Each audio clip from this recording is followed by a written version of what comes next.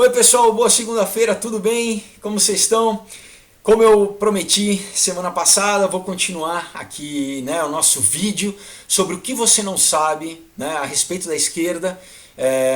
Se você não viu o vídeo passado, eu vou te falar, dá uma pausa, assiste, porque é importante você entender o que eu já falei, porque tem uma sequência histórica para a gente continuar daqui para frente, tá bom?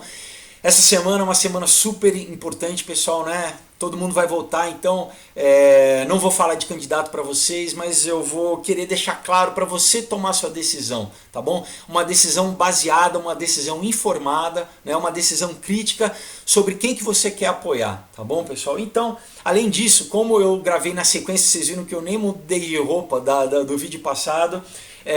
Eu não sei quanto falta para eu bater a meta, espero que eu já tenha batido, né, enquanto eu estou gravando esse vídeo, mas assim, se não,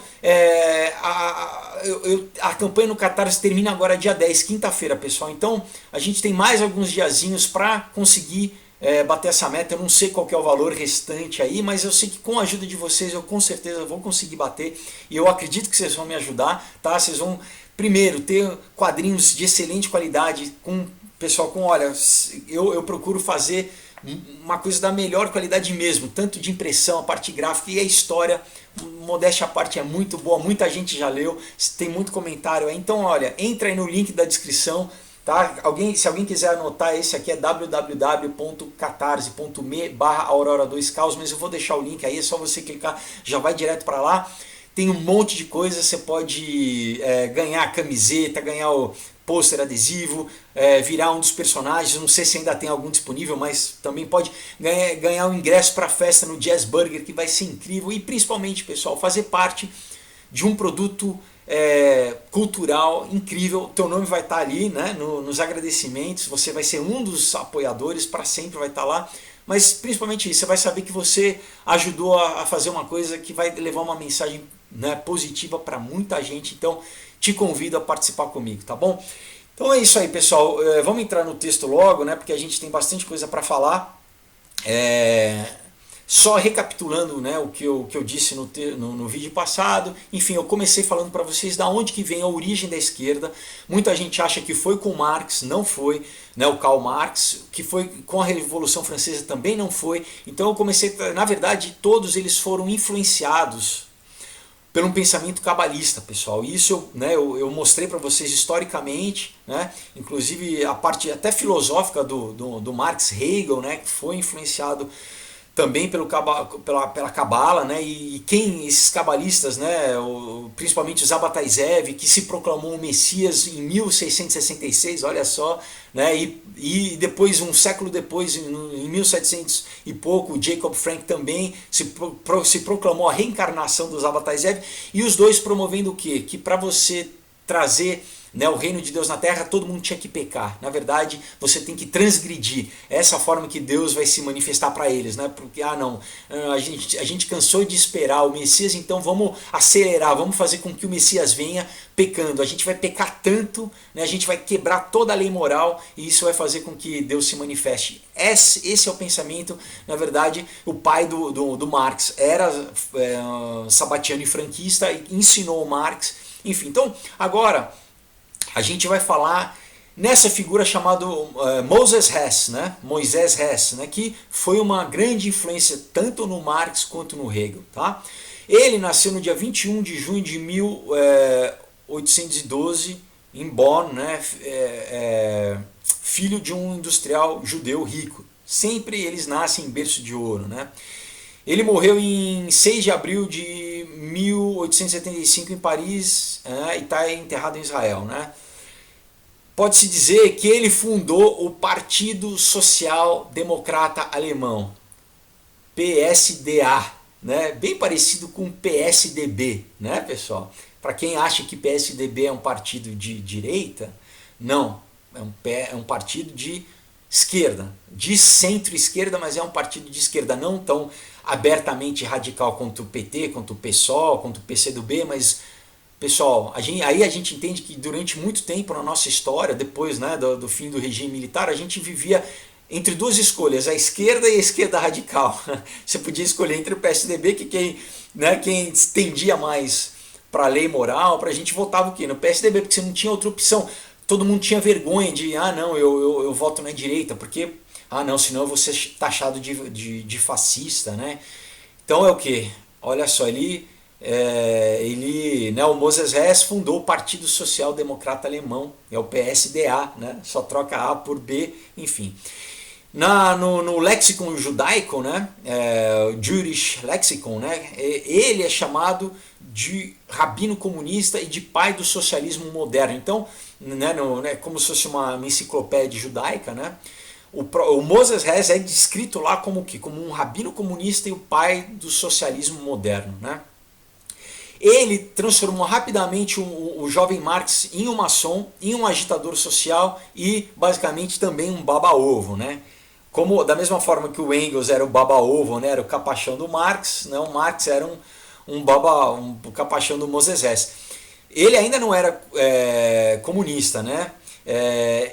E foi a influência do Moses Hess que fez com que o Marx, né, que já tinha se rebelado religiosamente, né? O pai dele já tinha introduzido ele ao sabatianismo, então ele já tinha apostatado, né? Ele já tinha se rebelado contra Deus, né? Mas o Moses Hess que deu todo o aparato intelectual, tá? Então, né, quando eles se conheceram em 1841, o Marx ele tinha 23 anos de idade, né? Daí, em Paris, no outono de 1844, Moses Hess apresentou, né, o Marx, aí sim, com 26 anos, ao Friedrich Engels, que era um meio judeu, né, que era 2 anos mais novo, também rico, de família industrial. E aí sim foi estabelecida essa base para a longa amizade deles, né. Então o Moses Hess, né, esse cara que apresentou, que basicamente criou essa dupla, né, essa base do socialista, né, rancorosa, né, dessa ideologia socialista comunista, ele foi o primeiro a recomendar como ideia fundamental de que todos os bens pessoais fossem abolidos, né? Ele enfatizou que o socialismo estava inseparavelmente ligado ao internacionalismo. Grava isso, pessoal, né? Então, para comunista não tem país, né? Socialista não tem pátria. Aí a gente entende, né, a social, a internacional comunista, né, o Partido Comunista Internacional, eles sempre pregam isso, né? Não tem país, é um grande bloco, né? São grandes blocos e ao contrário, eles têm que corromper o país, eles têm que quebrar o país, né? Financeiramente, as instituições. Então o verdadeiro socialista ele não tem nada a ver com nacionalidade. Aí a gente entende por que a esquerda ela rejeita a bandeira brasileira, né, a camiseta brasileira, eles tiram sarro, né, se você verde e amarelo você é brega, né? Não, por quê? Porque eles têm uma cor que é vermelha, né? A União Soviética era um bloco, né?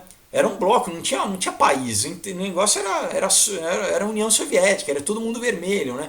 E é isso, em todos os países aqui da América do Sul, que é o vermelho, é a bandeira vermelha, não esquece de nacionalismo, né? Então assim que eles puderam também, né, depois que a Revolução Russa aconteceu, né, em 1917, e eles já começaram a invadir país após país, e depois também da Segunda Guerra, né, eles foram invadindo os países, criando a União Soviética, né. O pensamento nunca é democrático, é sempre globalista e totalitário, né. Eu, pessoal, tive a oportunidade, né, de viajar a vários países da União Soviética, né, da Cortina de Ferro. Fui para a Polônia, fui para a Ucrânia, fui para a Rússia, fui para a Estônia, fui para a antiga Tchecoslováquia, né, mas tanto para a Eslováquia quanto para a República Tcheca, para a Hungria. Pessoal, em todos os países, em todos, você encontra museus contra o comunismo. Aí você fala, poxa, por que né, um país vai, se tivesse sido bom, fazer um museu contra o comunismo? Todos, pessoal. Por exemplo, na Hungria, até hoje, na bandeira da Hungria, que eram só 3 cores, durante, né, a ditadura soviética, eles colocaram o quê? No meio uma foice e um martelo, tá? E uma coisa oval, né? E dentro desse desenho oval, a foice e o martelo. Sabe o que eles fazem até hoje, pessoal? Eles cortam esse lugar na bandeira. Então você vai hoje na Hungria, você vai ver as bandeiras hasteadas, tem um buraco no meio da bandeira. Até hoje a população deixa lá essa bandeira para o quê? Para deixar claro como eles são contra o comunismo, pessoal. Isso ninguém, teu professor, aquela história, teu professor não fala. Eles não falam que os jovens, que eles têm um monumento ali em frente do museu em Praga, que um menino, um universitário tacou fogo nele mesmo contra o comunismo. E um mês depois um outro menino tacou fogo nele mesmo também contra o comunismo, pessoal. Tá? Isso eles não dizem, né? Os professores não falam. Então assim, o muro caiu, pessoal, já tem 30 anos, foi em 1989 e até hoje, sabe, tem essa resistência ao comunismo. Na Ucrânia, eles derrubam todas as estátuas dos líderes, né? Todas as estátuas que foram levantadas para o Lenin, para o Stalin, né? Você anda em Kiev, você só vê o cotoco. Tem inclusive uns videozinhos que eu fiz de viagem no canal, né? Quando eu só fazia o videozinho de viagem, onde eu falo, né, onde se vocês quiserem procurar, vocês vão ver vários vídeos em Kiev também sobre o Holodomor, que foi o genocídio na Ucrânia nos anos 30, que 8 milhões de pessoas morreram de fome, que teve canibalismo por causa do comunismo, da propriedade, enfim, da reforma agrária forçada que eles fizeram, que eles tiraram as terras dos fazendeiros que sabiam plantar e deram pra gente que nunca plantou na vida, o que gerou fome, pessoal, as pessoas morriam de fome, as mães comiam os filhos na rua. Isso é o comunismo, é o que está acontecendo na Venezuela agora, pessoal, que tem na Coreia, que tem em Cuba. Enfim, eu namorei uma estoniana, pessoal, eu namorei uma menina que cresceu durante a ditadura soviética, né? E ela me contava que às vezes o pai dela ia a trabalho para a Finlândia, que basicamente é uma viagem de balsa, né? Balsa pelo Báltico, né? Você pega um barquinho e atravessa. Mas quando o pai dela trazia um chiclete, pessoal, ela me dizia que era uma festa. Primeiro ele não podia trazer nada, né? Imagina, viajar, trazer eletrodoméstico, o que a gente vive hoje, né? Comprar.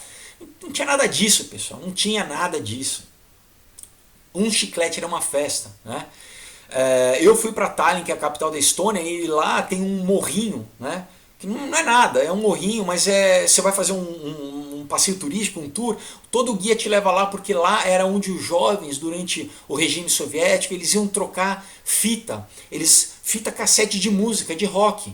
Era onde eles iam trocar, contrabandear, então é um lugar turístico para eles. Então, para a galera que é revolucionária, que é alternativa e gosta de rock, saiba que na ditadura mesmo, não se pode ouvir música. Na ditadura comunista, não tem rock, não tem Beatles, não tem Rolling Stones, tá, pessoal? Ao ponto que aqui, enfim, na ditadura, né, não é ditadura, eu chamo de regime militar, você tinha o Festival dos Festivais, você tinha Chico Buarque, você tinha, né, Caetano, Gil, você tinha Pavão Misterioso, né, Ney Matogrosso cantando, você tinha Zé Croquetes, né, tinha carnaval, tinha tudo isso, todo mundo tinha passaporte, todo mundo podia viajar, mas em qualquer regime comunista, não, pessoal. As pessoas, enfim, são totalmente cerceadas, né? Mas o que acontece? Então, olha só, antes do muro cair, né? Vamos, para você que nasceu, que é mais novo, nasceu nos anos 90, nos anos 2000 e só ouviu um viés histórico talvez da esquerda, antes do muro cair, o que aconteceu? Nos anos 60 você teve, né, você teve um jogo de xadrez na Guerra Fria, né? Você tinha os Estados Unidos, você tinha a União Soviética. Então a Cuba foi o país ali no quintal, foi uma afronta basicamente no quintal dos Estados Unidos, para expandir o comunismo. Foi, vamos dizer, a primeira franquia do comunismo nas Américas, né? E a ideia deles era o quê? Era que se espalhasse por toda a América Latina, né? O que ia de contra, primeiro, a doutrina marxista, que para o marxismo o comunismo só poderia ser implantado em país de primeiro mundo já industrializado. Por quê? Porque na verdade país já rico, eles queriam o quê? Pegar um país rico e roubar tudo, não pegar um país de terceiro mundo agrícola, né? Nunca foi o ideal deles. Mas o que? Eles, né, vamos invadir. Então eles começaram o quê? A patrocinar e pegar e chamar vários, na época, principalmente estudantes, e levar para serem treinados em Cuba, para serem treinados na Rússia, né? Pela KGB mesmo, como o Zé Dirceu. O Zé Dirceu foi treinado em Cuba, né? Bom, tem vários vídeos do Olavo de Carvalho dizendo isso aí, não vou me alongar muito nisso, né? E vários outros vídeos dizendo isso também, mas assim, muitos operativos foram infiltrados não só no Brasil, na Argentina, no Chile, né? No Peru, em toda a América Latina. Para o quê? Para promover a ditadura do proletariado, não continuar mantendo democracia. Era a ditadura que eles queriam, pessoal, né? O próprio Gabeira, que foi um cara que sequestrou político, sequestrou embaixador americano, ele mesmo agora diz, ele faz uma meia-culpa, inclusive é uma das poucas pessoas, né, dessa geração que tem consciência. Ele falou, não, a gente nunca quis democracia, a gente queria implementar uma ditadura, né, através de guerra. Eles treinaram, teve a guerrilha do Araguaia, o negócio era luta armada, eles explodiam banco, eles roubavam, matavam pessoas, tinha gente que morria, civil que morria nessa luta armada, pessoal. Então tem toda uma narrativa que a esquerda construiu, de idolatrar essas pessoas que hoje estão no poder incrivelmente, né, esses criminosos, né, e tomaram o poder, mas enfim, qual que era a ideia deles? Não, vamos infiltrar nas instituições, vamos ter o apoio dos esquerdistas, né, da inteligência, né? Vamos ter o apoio da mídia, dos artistas. Agora eu vou entrar.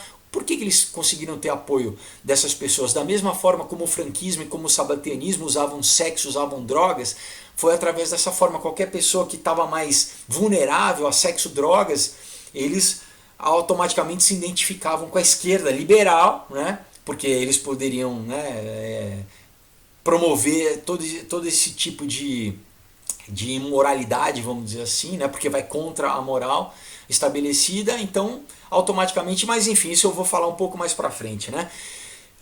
Mas então o que aconteceu para a gente entender como que foi implementado aqui, como a gente está hoje nessa situação no Brasil? Então, um pouco antes da queda do Muro de Berlim, o Fidel Castro já sabia que a União Soviética estava quebrada, porque o quê? Na verdade é isso, não... Você precisa sempre de alguém para você roubar, de alguém para você chupinhar. Então, né, os meios de produção iam falir, tanto que faliu, né, quebrou a União Soviética, tinha fome lá, e ele já sabia, ele falou, quem que vai sustentar? Porque a Cuba era sustentada pela Rússia, pela União Soviética, né? Cuba parou no tempo, Cuba até hoje está, né, destruída, está às traças, é um lugar que... enfim, né, as pessoas querem romancear, mas a vida das pessoas era muito difícil lá e continua sendo, né? Inclusive a galera toda GLBT, tanto na União Soviética quanto em Cuba, todo mundo que era homossexual era morto, tá? Só para você saber, essa bandeira GLBT é mentira. Assim que eles tomam poder, eles matam.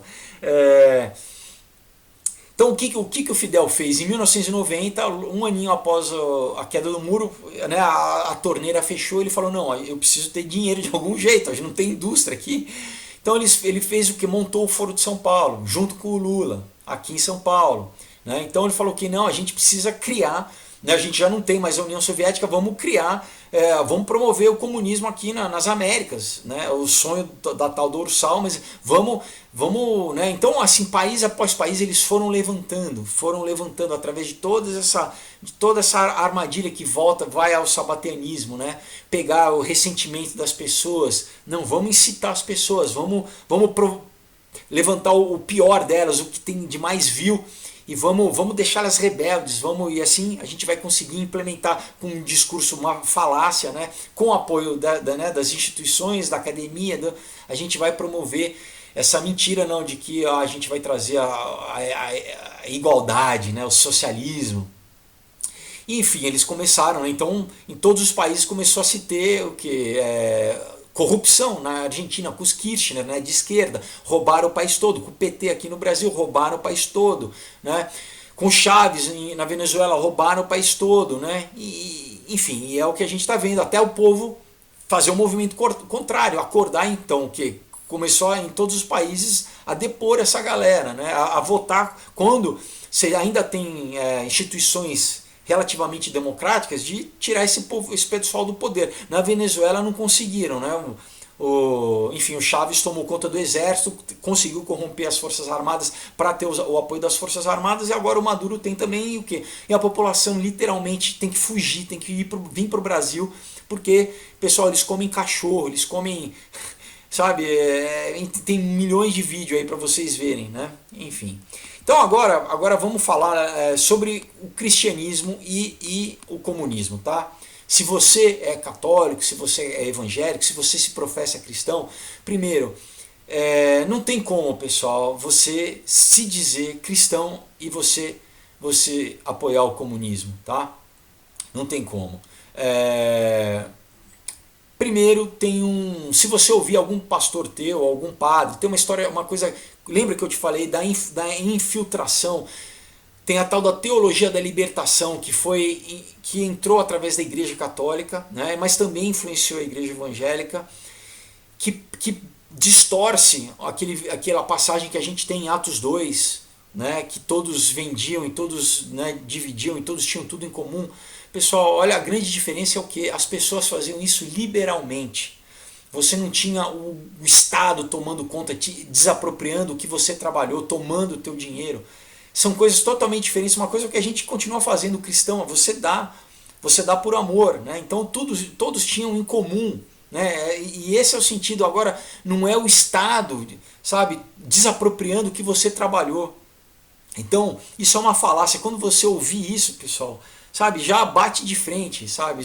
Então, e a gente vai ficar claro aqui como o alvo principal do comunismo, abertamente chama de ópio do povo, né, é destruir o cristianismo, porque o cristianismo é a última base, né, sabe, a moral judaico-cristã que mantém as pessoas, que mantém a sociedade de ser escravizada por eles. Então, uma das primeiras pessoas importantes, né, que conseguiu sair, né, que foi vítima do comunismo, né, e saiu e começou a falar do que se passava dentro da cortina de ferro, porque você tinha uma grande, como tem hoje na Coreia, como tem na Venezuela, e principalmente naquela época que não tinha celular para gravar, não tinha internet, né, eles tinham assim nada, não se sabia de nada, eles cerceavam qualquer informação para fora, para o Ocidente. Então é um romeno chamado Richard Wurmbrand, né, que ele escreveu esse livro aqui, tá? Torturados por Cristo, pessoal. Aqui ele conta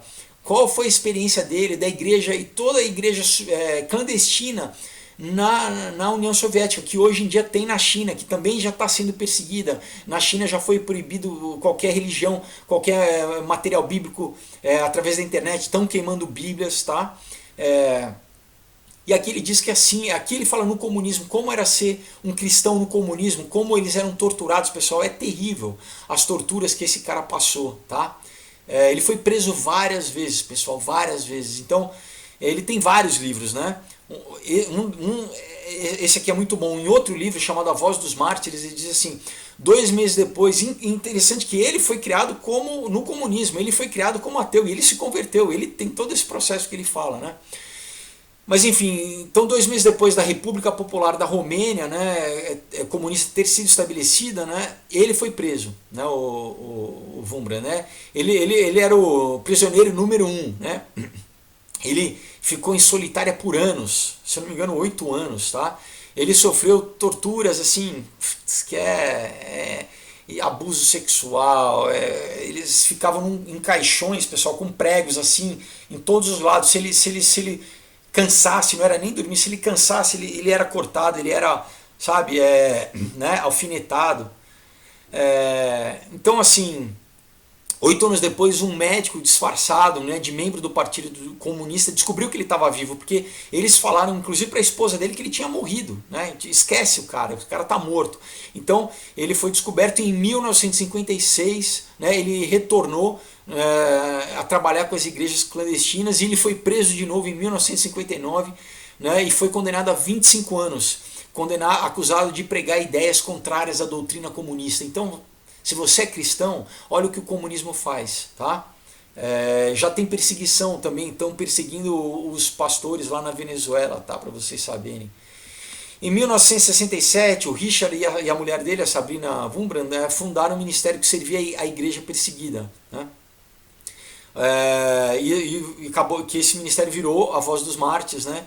E daí, na década de 1980, né, ele alcançou 80 nações restritas, né, em países que eram contra o cristianismo, e ele conseguiu fundar escritórios nesse lugar, né, e esse livro, né, o Torturados por Cristo, né, ele é um dos maiores livros assim que encorajam as pessoas, né, pelo viés cristão, a irem contra o comunismo. Outro livro muito importante, né, é o do Alexandre Solzhenitsyn, né, também, que foi preso, foi pro Gulag, né, o Gulag Arquipélago é o nome do livro, que é um catatal. Esse aqui é pequenininho, o Gulag é incrível, mas ele também conta a jornada dele no Gulag.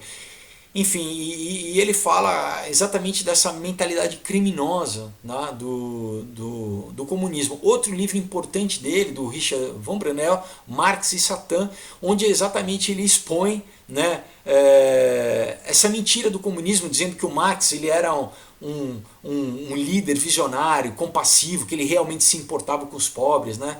Na verdade, o Marx e o Engels, né, como eu disse, eram de famílias ricas, né, nasceram longe da pobreza. O Marx nunca trabalhou na vida, né, e o que eles perseguiam essa doutrina utópica, anticristã, né, que, como eu falei, era baseada na cabala, né, em que você tinha que pecar para trazer o reino de Deus, em destruição, né, e essa visão sedutora deles, que o que pegou o pobre como o peão, né, político, né, é uma hipocrisia terrível, né? O que eles conseguiram angariar um monte de gente que foi nessa leva, né? Você tem um outro autor importante chamado Thomas Sowell.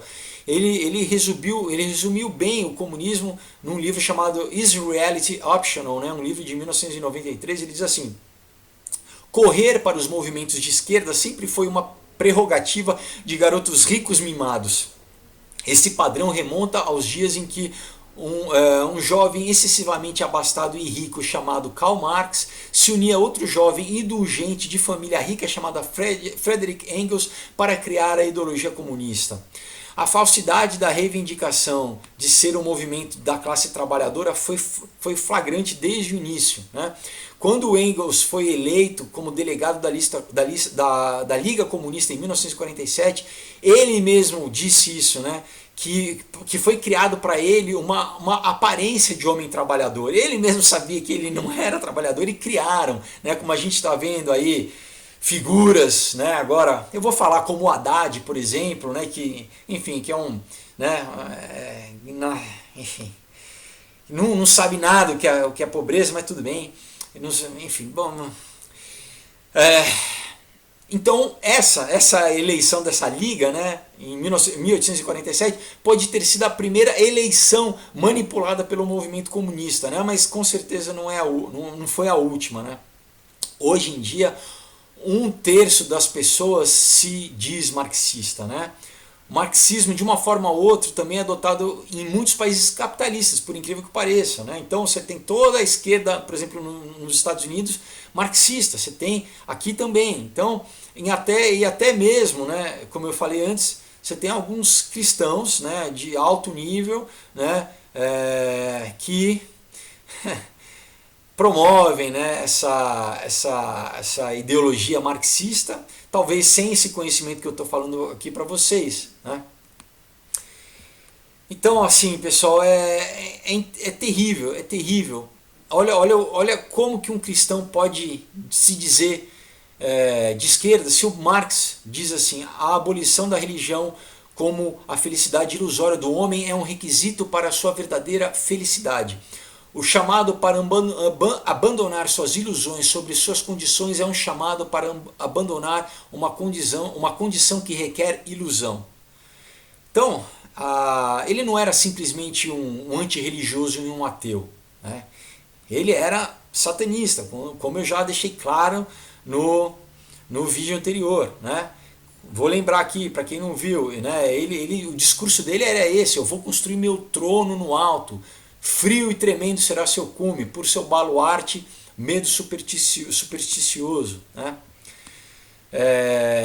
numa peça dele chamada Olanem, né, que é um anagrama para Emanuel. A galera da magia sabe, né, que a magia pega as palavras e distorcem as palavras para usar em rituais, para ter poder. Então ele distorceu a palavra Emanuel, né?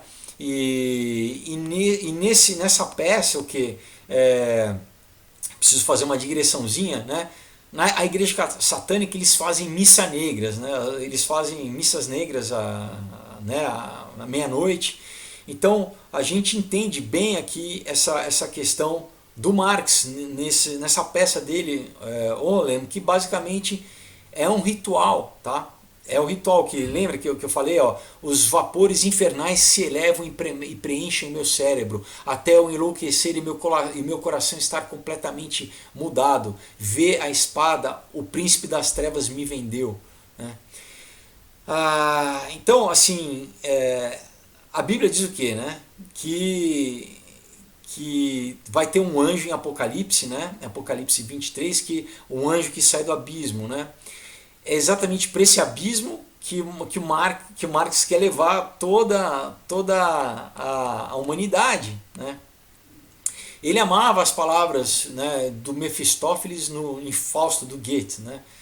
Ele diz assim: tudo na essência vale a pena ser destruído. Tá? Mefistófeles basicamente é Lúcifer, né, no livro do Goethe, né, no Fausto. E ele adorava essa máxima, né? Tudo na essência vale a pena ser destruído. A gente remonta ao quê? Remonta ao Jacob Frank, né? Incluindo o proletariado, né? Isso é só um meio, tá? Eles usam os pobres para alcançar o resultado, né? Isso a gente vê em toda a esquerda.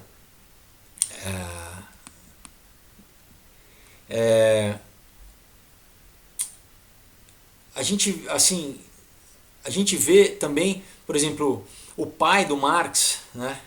Ele esbanjava dinheiro em grandes quantidades, né? Ele era rico exatamente para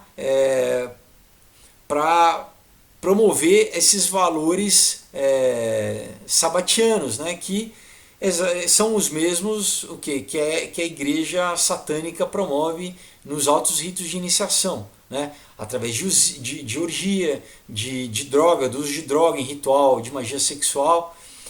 Então é isso, né? No fim do Olanem, né, que eu falei para vocês, ele diz assim: se há algo que devora, eu pulo para dentro dessa coisa, embora eu leve o mundo para ruínas. Né? O mundo que se eleva em mim e o abismo se despedaçará com minhas douradouras maldições. Né? Então é isso, pessoal. Basicamente é preto e branco. Tá? Ele é satânico. Né? Ele escreveu isso quando ele tinha 18 anos, né? Esse Olanem.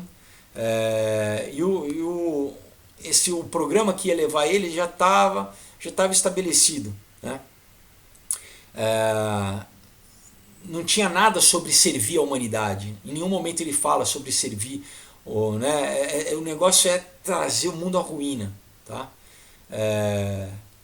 O Wurmbrand, né, ele diz assim que ele encontrou algumas passagens enigmáticas ao ler as cartas entre o Marx e o pai. Né?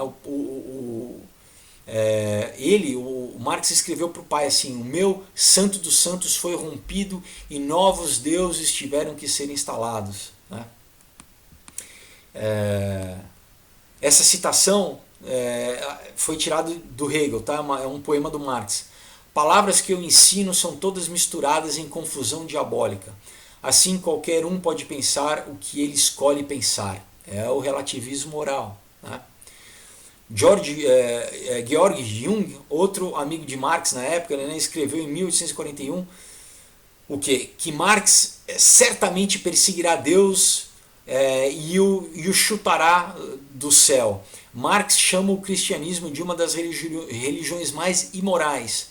Um de seus parceiros na Primeira Internacional foi o Mikhail Bakunin, né, que era um anarquista russo, que eu abri o vídeo passado falando sobre ele, que também adorava Satanás. E você tem um outro chamado Proudhon, né, que declarou que Deus era o protótipo da injustiça. Ele dizia assim: todo passo adiante é uma vitória na qual vencemos o divino. Estou só falando para vocês, pessoal, que no fundo esse pessoal é satânico, né? Então, a razão primordial, né,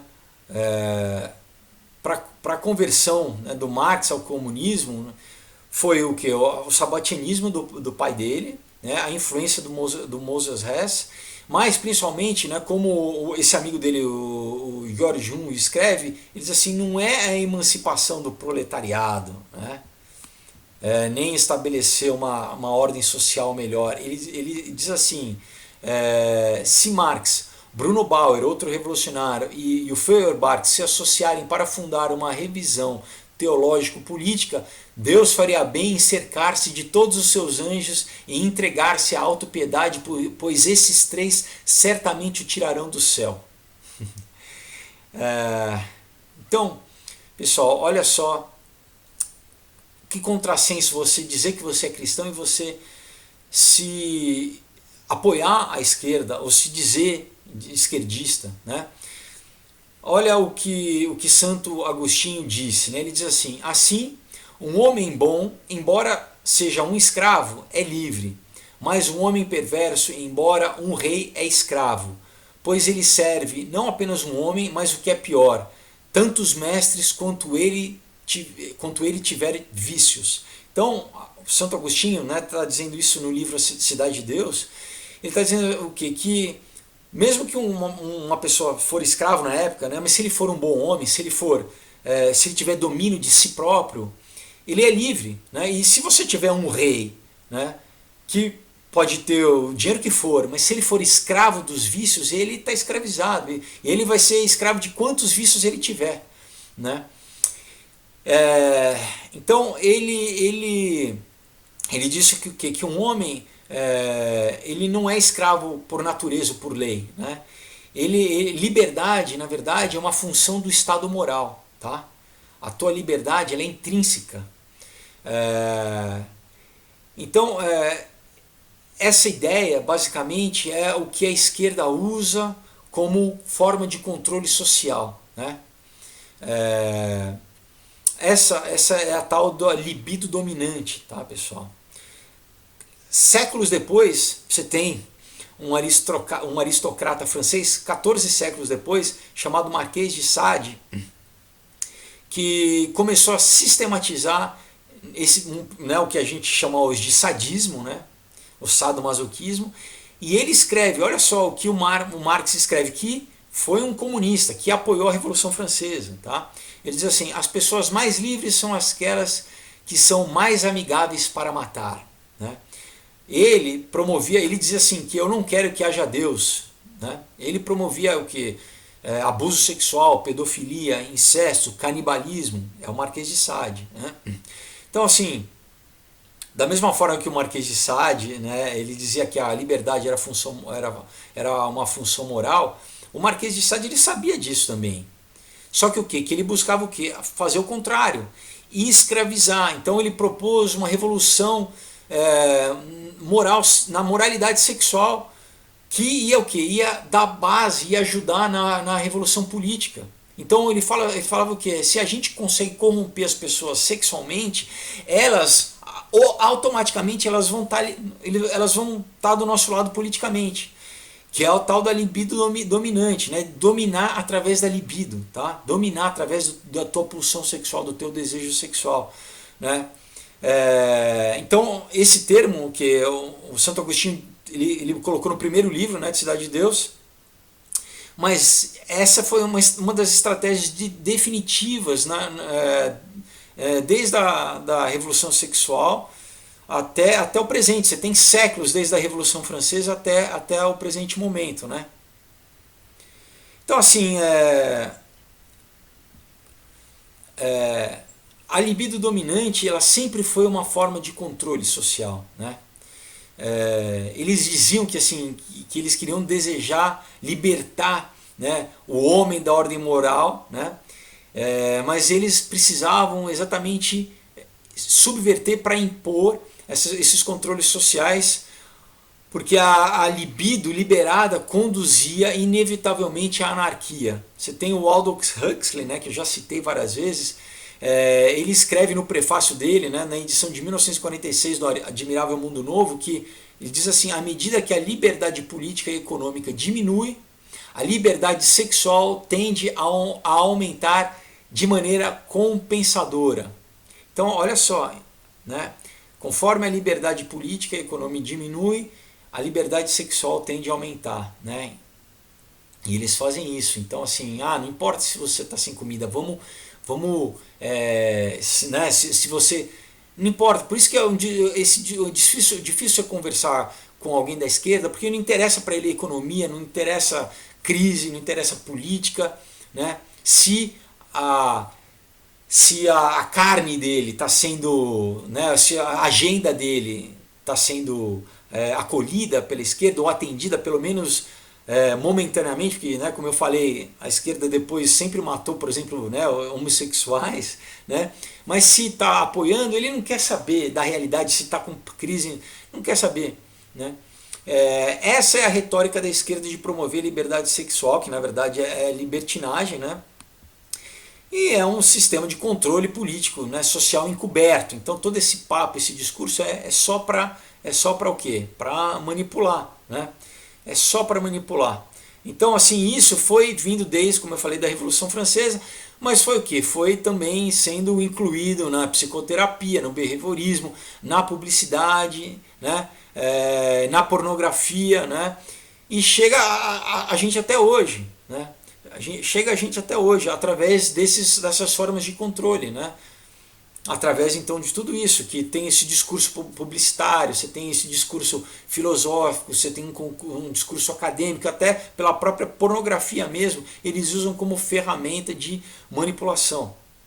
Então, vamos entender assim um pouco mais também a ligação do ocultismo, da magia, né, da esquerda, e o chamado marxismo cultural, que a gente vê muito, a gente sofre muito hoje na cultura, né, permeia a gente na cultura.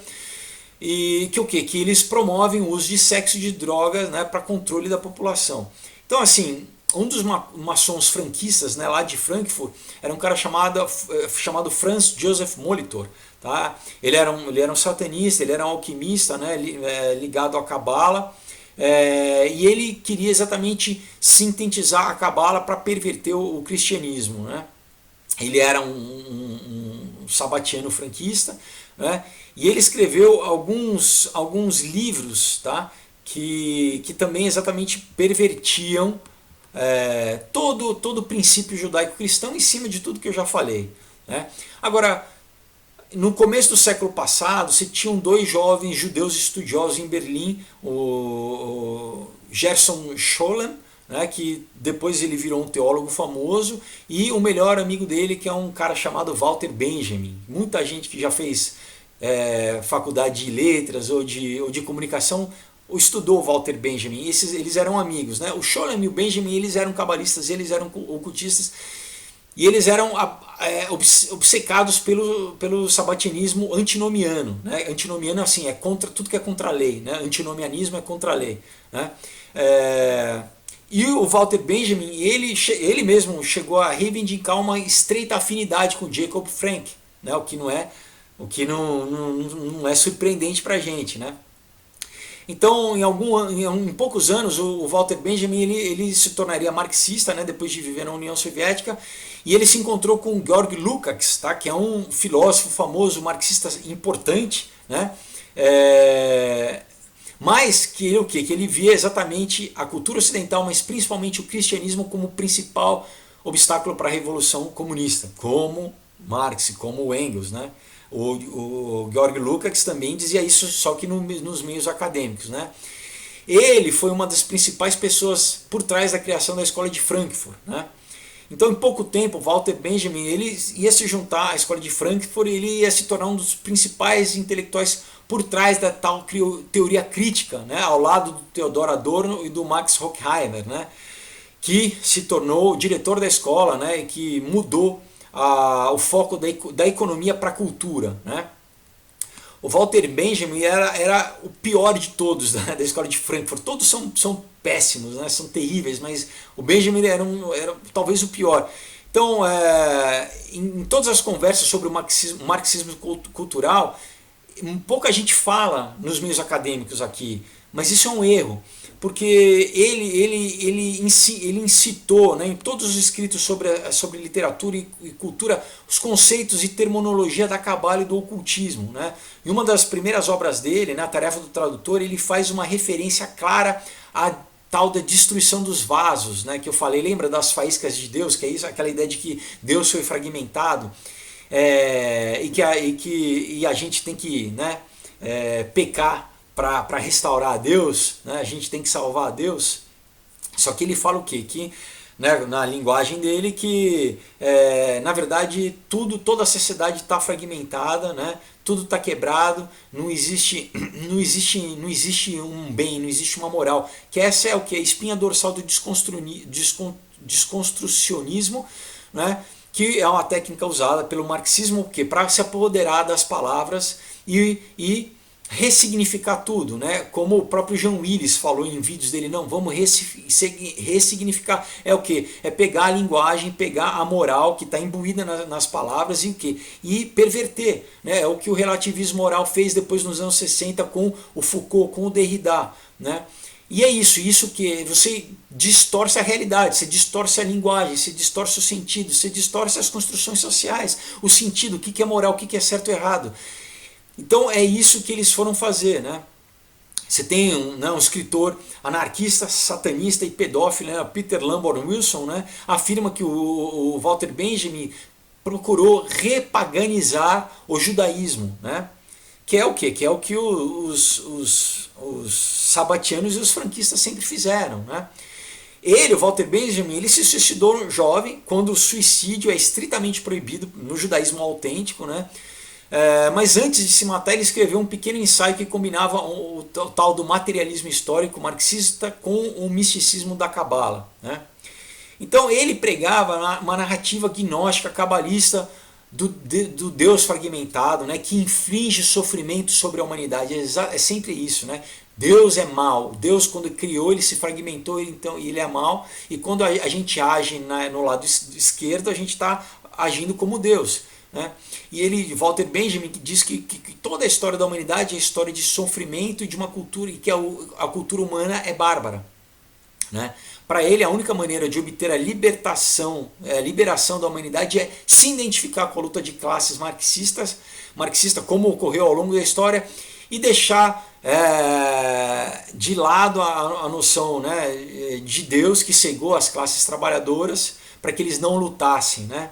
Então, para ele, né, os que são as classes rotuladas oprimidas precisam lembrar da sua dor e do sofrimento, né, para que os seus corações estejam cheios de ódio, dando-lhes a vontade de ir além do bem e do mal, de se levantar e destruir o capitalismo e a civilização ocidental. Ele diz: o ódio e o espírito do sacrifício são nutridos pela imagem dos ancestrais escravizados e não pela dos netos libertados.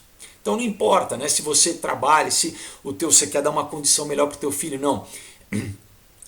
A gente tem que ficar em cima, né, da vitimização, né, e o que? Incitar esse ódio na população, nas massas. Né? Não importa, né, se hoje você vive uma melhor condição, mas é o que? Nos teus ancestrais escravizados. E bom lembrar que antigamente todo mundo era escravo, branco era escravo, né? Onde você tinha vencedor, o vencido era escravizado. Mas enfim, não importa se o neto está libertado, a gente tem que nutrir, né, esse espírito de ódio, mesmo nos netos que vivem, né, hoje em uma sociedade boa. Não, você fica na vitimização. Então ele diz assim: esse ato espontâneo trará a revolução comunista,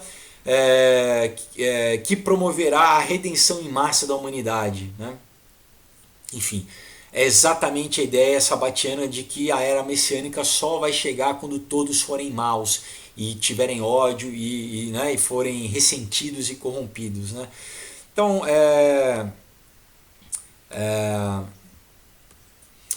além disso, né, outra função, né, deles é, primeiro, criar, olha como eles trabalham, invertendo as questões. Isso que já vem no Zohar, na Cabala, é que eles querem procurar o monismo, a unidade de Deus. Então, para isso não pode existir classe, não pode existir gênero, não pode existir raça e não pode existir nação. Então primeiro eles jogam todo mundo um contra o outro, o quê? Para falar que isso é ruim, né? Que a homem né? Então primeiro eles criam essa polarização, lembra essa dialética, né? Homem e mulher é ruim. Para quê? Para você falar, então vamos unir, vai ser uma coisa só, né? Ah não, país é ruim. Para quê? Vamos ter uma coisa só. Né? E isso é o que? Isso vem da Cabala, né, pessoal? Para o quê? Para eles acharem que tem que ter essa restauração dos fragmentos de Deus. Você está entendendo como isso é ligado ao ocultismo? Esse motivo também, a gente lembra aqui, ó, esse livro aqui, a Dialética do Esclarecimento, tá? Que é do Horkheimer e do Adorno. Eles usam os mesmos termos cabalistas desse ensaio do Walter Benjamin. A história humana é uma história de sofrimento, onde todas as tentativas de libertar a humanidade só a escravizam ainda mais. Então, bom, eles deixam, né, de fora o messianismo, mas eles criticam todas as religiões. Né? Eles dizem que a natureza humana tem que ser libertada, né? E eles já começam a trazer essa ideia da libido dominante, claro, né? Eles glorificavam, né, orgias sexuais dos povos primitivos, afirmando que a ética cristã em relação à sexualidade pacificava as sexualidades autênticas das pessoas. Então isso é negativo, né? Claro, né? Não é surpreendente porque os sabatianos franquistas cabalistas satânicos sempre, né, estão envolvidos em orgias sexuais, em magia sexual. Né? É importante dizer que o Adorno ele repetiu essa visão gnóstica, né, na dialética negativa. Né? Então, o Scholem, né, o Gershon Scholem, lembra que eu falei?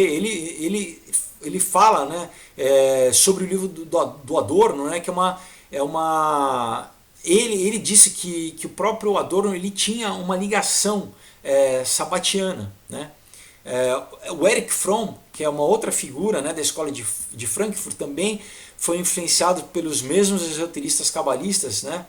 Ele escreveu muito sobre a teoria da alienação em Marx, né, que essa teoria que é gnóstica, que ela vem do gnosticismo, e no livro The Art of Loving, né, ele afirma que o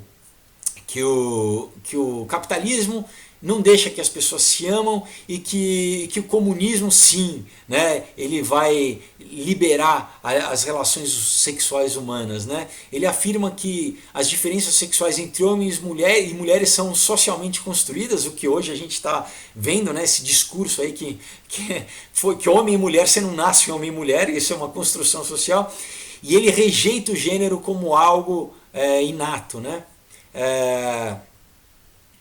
Enfim, outra figura, né, notória da escola de Frankfurt, né, o Herbert Marcuse, também ele foi influenciado pela mesma ideologia. Né? Você tem o livro, né, Eros e Civilização, né, que vai lá no Freud, né, que o Freud também ele era um sabatiano, né? Ele admitiu que ele seguia a Cabala, que a Cabala estava em autoestima para ele. Né? Mas o Marcuse, no livro, ele vai ainda mais extremo. Né? Ele promove no livro, né, coisas abertamente sabatianas, que os sabatianos promoviam. Né? Ele também alegou que o capitalismo e que a moral cristã distorciam a sexualidade autêntica, e abertamente ele pedia para uma sociedade que os atos sexuais mais perversos fossem considerados normais. Né? Ele disse que a sexualidade pervertida pode ajudar a derrubar o capitalismo e o cristianismo. Então, assim, esse livro dele, né, o Eros e Civilização, ele desempenhou um papel enorme no desenvolvimento da nova esquerda, do discurso da nova esquerda na Europa, nos Estados Unidos e aqui também no Brasil, né, porque promove o aborto, promove o feminismo, esse feminismo destrutivo, né, e a homossexualidade como norma social, que agora, e o que? Você acaba com a figura masculina, né? Claro que se você não tem pai, né, o próprio Drauzio Varela já falou do impacto nas famílias sem uma figura paterna, e o que a probabilidade de um filho ir para a marginalidade é muito maior, né? E o que? Para você quebrar a família e a família ser dependente do Estado, né? É tudo conjunto, né? Outro livro do Marcuse, né, One Dimensional Man, também é super influenciado pelo pensamento do Heidegger, né, que é um cara que tem ligação com o nazismo. Né. Então, assim, o marxismo cultural, que é o que impera hoje em todas as universidades, que impera no pensamento da grande mídia, é influenciado o que, pessoal? Esse pessoal, eles estudam, eles na faculdade. Isso aqui eu fiz cinema. E eu estudei esses caras aqui. E os meus professores, era só o que eles pregavam, era só isso aqui, marxismo cultural. Então, todo mundo que faz jornalismo, o cara não é à toa que o cara sai do jornalismo, que ele vai para a publicidade, que estuda comunicação, ou que, né, que vai ser um artista, e ele, obviamente, ele segue o marxismo cultural. Só que as pessoas não sabem que aonde que o marxismo cultural é baseado, pessoal. É baseado na Cabala, é baseado no sabatianismo, no franquismo. O quê? É baseado em satanismo, é o mesmo princípio moral do satanismo, pessoal. Sabe? Então o cara fala, não, imagina, satanismo, você tá maluco. Você tá sendo influenciado pela mesma fonte de pensamento, pela mesma linha de pensamento. Né? Então, assim, a tal teoria crítica, né? Enfim, que o que? Pegou o comunismo e reinterpretou para influenciar a cultura ocidental, para perverter os valores que eram, né, da cultura ocidental. Ele segue o mesmo pensamento que a gente tem que tornar tudo mal. Lembra que eles falam, não, a gente tem que pecar para fazer o bem, a gente vai salvar a Deus através do mal. É a mesma coisa, né? Então eles promovem o quê? Promovem essa desconstrução social, a promoção o quê? Do aborto, da homossexualidade, do colapso da família, né? Da arte degenerada e do comunismo como um todo. Né? Deixa eu ver quanto tempo eu estou aqui, tô para acabar. Então, assim, né, o Walter Benjamin, ele promovia a arte, a literatura, né, perversa, né? Você tem o conceito do Marcuse da tolerância repressiva, que segue esse modelo, né? Que eles querem censurar todo mundo que promove uma moralidade tradicional ou valor religioso, eles querem reprimir, né?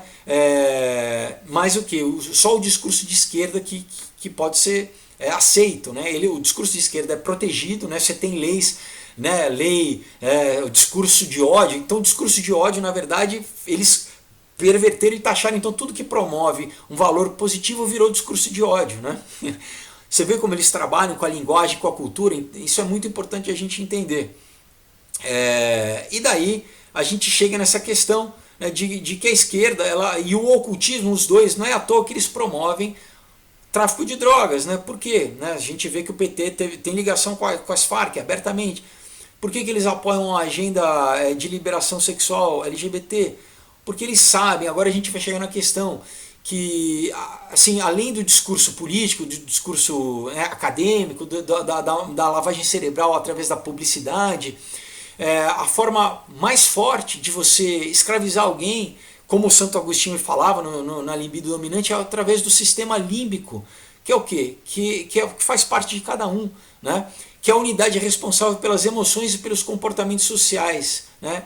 Ele compreende todas as estruturas cerebrais que estejam relacionadas principalmente com comportamentos emocionais e sexuais, aprendizagem, memória, motivação e também com algumas respostas homeostáticas. Então, assim, é uma parte antiga do nosso cérebro que regula, né, as nossas funções corporais, né, as nossas funções hormonais, mas também os nossos instintos básicos, né?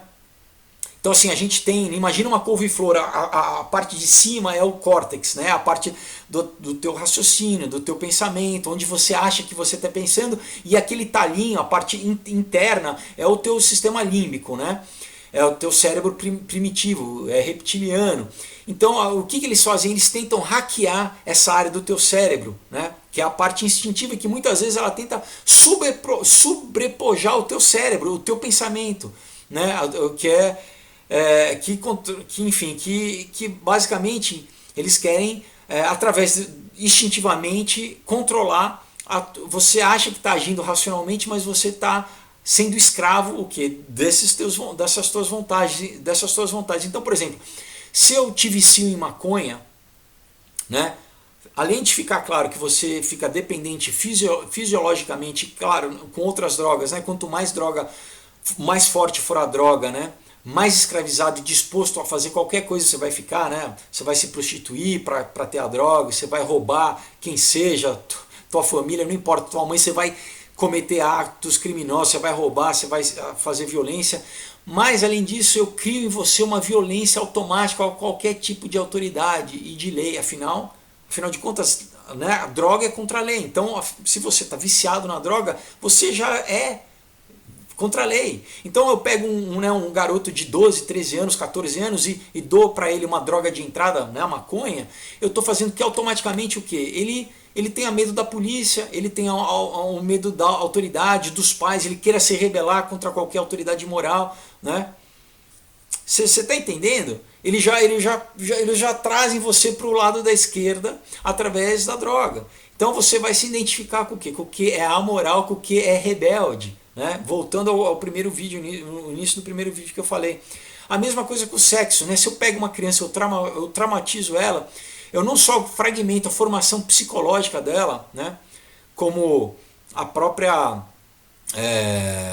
Associação Americana de Psiquiatria diz, né? Mas a própria magia diz isso, né? Eles usam rituais na magia de sodomia exatamente porque para a magia eles dizem que eles precisam de rituais de sodomia para que os feixes, né, que a gente tem, os nervos de feixe que estão no ânus, né, e sobem ao longo da coluna, que eles afetem a glândula pineal e despertem o terceiro olho, né, para que eles sejam inicialmente despertos, né. Então fica claro por que eles são a favor da pedofilia, e todo satanista promove sodomia como ritual mágico. Vocês estão entendendo, pessoal, como isso está ligado? Então a pessoa, se ela foi sodomizada e ela está fraturada, né? A criança já não sabe qual que é a identidade dela, né? E daí você tem a cultura que bombardeia ela, que ela fala que ela tem que aceitar essa nova identidade imposta. Se é um menino, eu tenho que ser menina.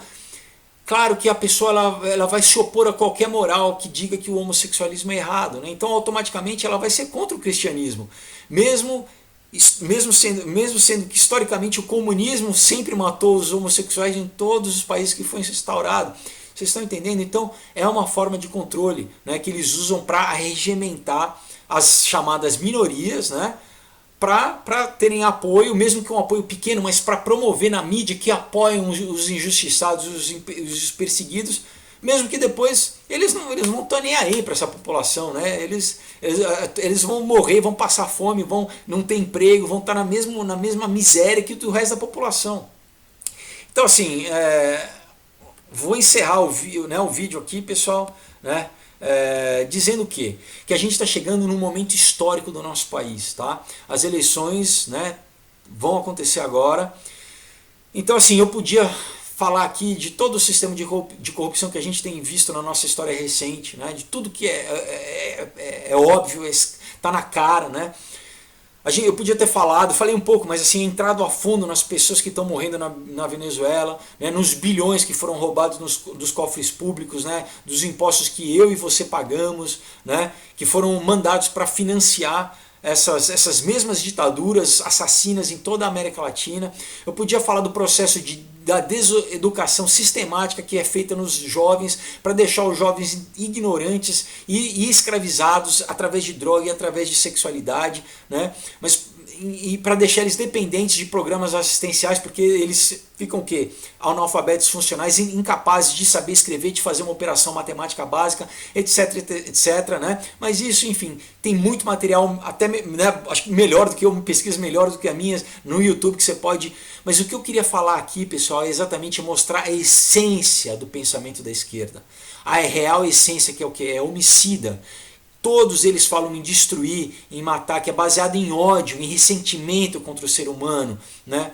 não tem outra palavra para descrever que é o quê? Que é satânica. Então, ao longo da Bíblia, o que a gente sempre, a palavra tem milhões de versículos associando o que? A direita de Deus, né? Que o que? Jesus mesmo, né? Em Mateus 16, 19, Lucas 22, 69, Efésios 1, 20, né? Jesus, que ele é ressurreto, ele está o que? À destra do Pai, ele está à direita do Pai. Nós, né? A destra é a mão de poder, né? Você lê em Salmos. Então, assim, se você é cristão, você não apoia a esquerda. Eu não vou te falar em quem votar, mas exerça, seja, use com autonomia, não seja determinado por todas essas vozes que te de doutrinamento. Não se envergonhe de falar que você está contra esse sistema satânico, que é muito antigo, pessoal, que isso que promove só a escravidão, a destruição da família, do indivíduo, da família e da sociedade como um todo, para implementar, no final das contas a gente sabe que é um governo, tirânico, déspota, enfim, que vai procurar enganar as pessoas. Mas a gente está tendo um window of opportunity, né? Uma janela de oportunidade. Escatologicamente falando, a gente sabe que isso vai acontecer, mas eu acho que Deus está dando uma oportunidade para a gente ter uns anos aí para ter um grande avivamento, um novo avivamento da igreja, para muita gente ser salva, como teve nos Estados Unidos, independente do Trump, né, dele ser bom ou mal, ele está sendo usado por Deus da mesma forma que Dario foi usado por Deus. Então, assim, porque se a gente tiver mais 4 anos de um governo de esquerda, pessoal, independente, não é só PT, PSOL, PSDB, PDT, quem tem vários, é o que eles falam, eles oferecem opções que na verdade é a mesma opção, só com nomes diferentes, para você falar, não, eu não vou votar nesse tão radical, eu vou no outro, mas na verdade é a mesma agenda, que vai acabar com a Lava Jato, que vai tudo isso que, enfim, a gente, né, sabe. Mas esse vídeo é isso, pessoal. Então, vote, exerça a tua obrigação, né? Já que aqui o voto é obrigatório, mas assim, com consciência, de uma forma informada. Agora você sabe qual que é a origem da esquerda, tá? Se pode pesquisar, a origem da esquerda é essa. Então, espero que que a gente retome o país, que a gente desaparelhe o país, porque o país infelizmente está na mão agora, inclusive todos os, todos os 3 poderes, né? O legislativo, o executivo e o judiciário estão na mão de uma quadrilha que odeia as pessoas e que não está nem aí se as pessoas estão morrendo, que estão traficando droga, estão lucrando com o sofrimento das pessoas e pior, estão enganando, iludindo as pessoas, né? E as pessoas estão caindo nesse conto do vigário, aí, infelizmente. Mas tem vozes que estão se levantando para rebater isso. Espero que esses 2 vídeos tenham te ajudado a entender da onde que vem esse pensamento, que na verdade remonta até Caim, né? Caim matou Abel por ciúme e por ódio e por ressentimento, né? E isso é o que move o coração dessas pessoas. Então, seja movido pelo amor, né? Que Deus entre no teu coração, que o amor te mova, né?